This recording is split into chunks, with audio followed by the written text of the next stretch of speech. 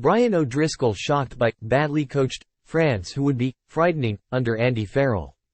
Ireland legend Brian O'Driscoll was shocked at how poor France were during the opening match of the 2024 Six Nations.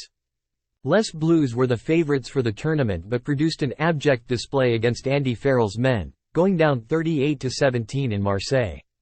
Although O'Driscoll was delighted with Ireland's efforts, the great centre struggled to understand France's rudderless performance with ball in hand. "I know we didn't let them play, but I couldn't get over how badly coached a team they looked in attack comparatively to us," he said on Off the Ball. "There was a clarity around everything we were trying to do, and when things broke down it didn't take too long to rebuild.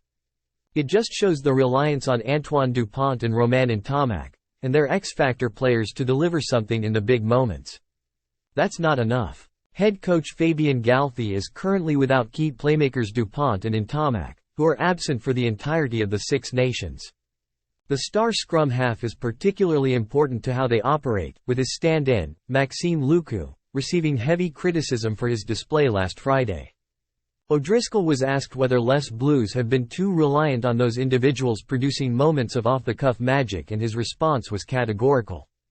100%, and I don't think that's change. I did think at the Rugby World Cup that my preference would be to have them in a quarterfinal, he said. Yes, France were playing at home and they have all those superstars playing, apart from Ntamack, but what I had seen over the course of the tournament didn't frighten me.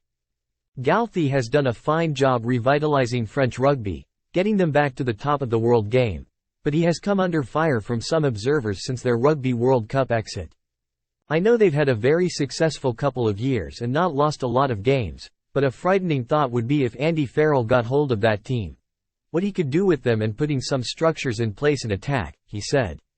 I know it's not necessarily the French way as they do play off the cuff, loose and fast, but if you gave them a little bit of structure married in with that, with some of their athletes, they have the potential to be devastating. Quote, "The flip side is when you don't have Dupont controlling things, you don't have Ntamack there, Jalibert has a poor game, they don't give a platform, their kick game is off. All those factors working against them. I just thought, what's this multi-phase? What about deception around the change of direction, having multiple options at the line? There was none of that.